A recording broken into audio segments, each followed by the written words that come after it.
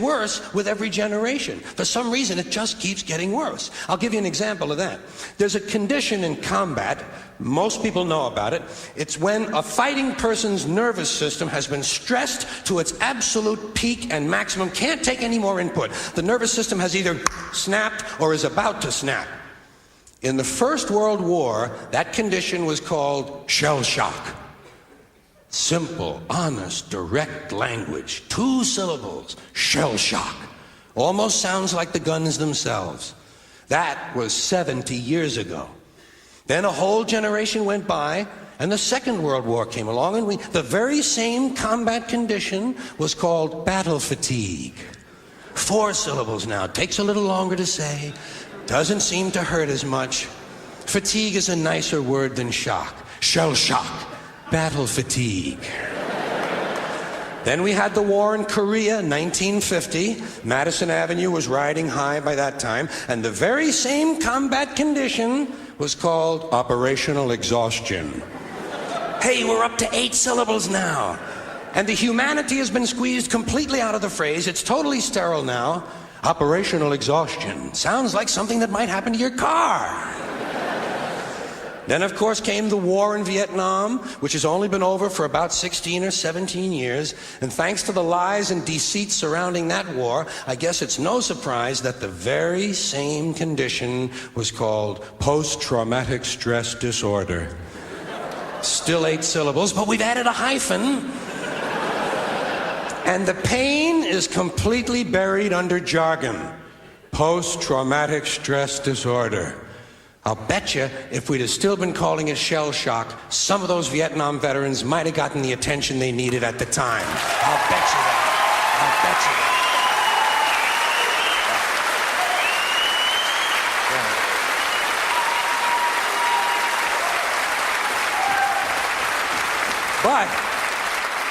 But it didn't happen. And one of the reasons is because we were using that soft language, that language that takes the life out of life. And it is a function of time. It does keep getting worse. Give you another example. Sometime during my life, toilet paper became bathroom tissue. I wasn't notified of this. No one asked me if I agreed with it. It just happened. Toilet paper became bathroom tissue. Sneakers became running shoes. False teeth became dental appliances. Medicine became medication. Information became directory assistance. The dump became the landfill. Car crashes became automobile accidents. Partly cloudy became partly sunny. Motels became motor lodges. House trailers became mobile homes. Used cars became previously owned transportation.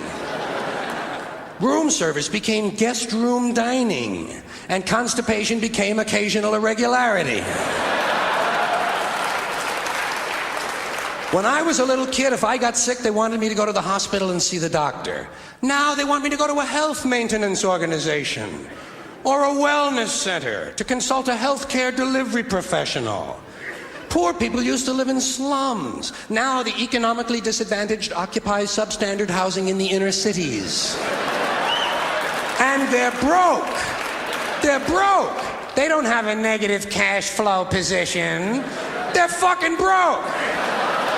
Because a lot of them were fired. You know, fired. Management wanted to curtail redundancies in the human resources area. So many people are no longer viable members of the workforce.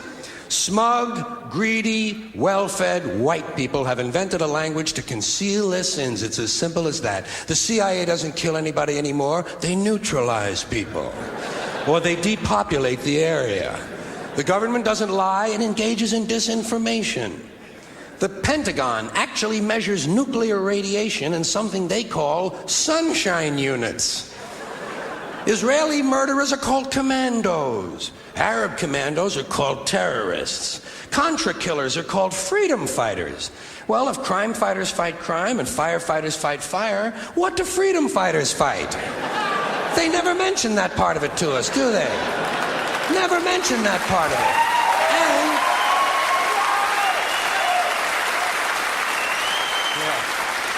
And some of this stuff is just silly. We all know that. Like on the airlines, they say they want a pre-board.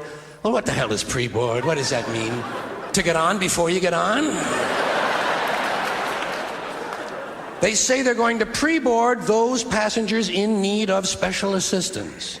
Cripples! Simple, honest, direct language.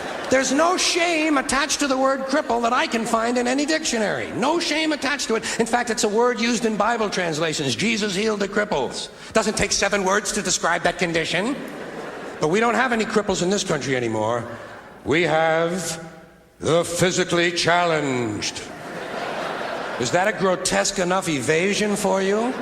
How about differently abled? I've heard them called that, differently abled. You can't even call these people handicapped anymore. They'll say, we're not handicapped, we're handy-capable. These poor people have been bullshitted by the system into believing that if you change the name of the condition, somehow you'll change the condition. Well, hey, cousin, doesn't happen. Doesn't happen. We have no more deaf people in this country, hearing impaired.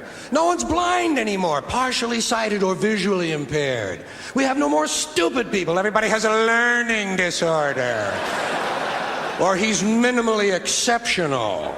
How would you like to be told that about your child? He's minimally exceptional. Oh, thank God for that.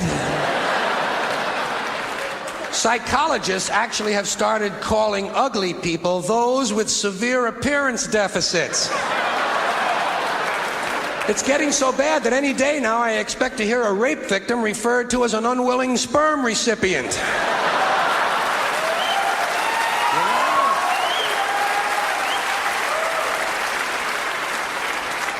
And we have no more old people in this country. No more old people. We shipped them all away, and we brought in these senior citizens. Isn't that a typically American 20th century phrase? Bloodless, lifeless. No pulse in one of them. A senior citizen. But I've accepted that one. I've come to terms with it. I know it's here to stay. We'll never get rid of it. That's what they're going to be called, so I'll relax on that. But the one I do resist, the one I keep resisting, is when they look at an old guy and they'll say, look at him, Dan. He's 90 years young. Imagine the fear of aging that reveals. To not even be able to use the word old to describe someone, to have to use an antonym. And fear of aging is natural, it's universal, isn't it? We all have that. No one wants to get old, no one wants to die, but we do.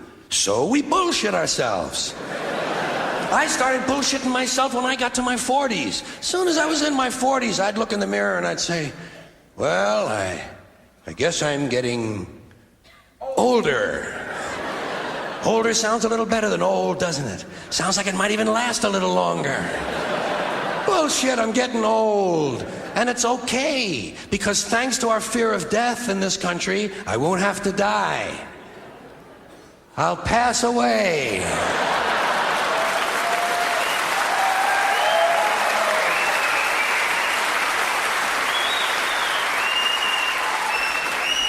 Or I'll expire like a magazine subscription. If it happens in the hospital, they'll call it a terminal episode. The insurance company will refer to it as negative patient care outcome. And if it's the result of malpractice, they'll say it was a therapeutic misadventure. I'm telling you, some of this language makes me want to vomit. Well, maybe not vomit. Makes me want to engage in an involuntary personal protein spill.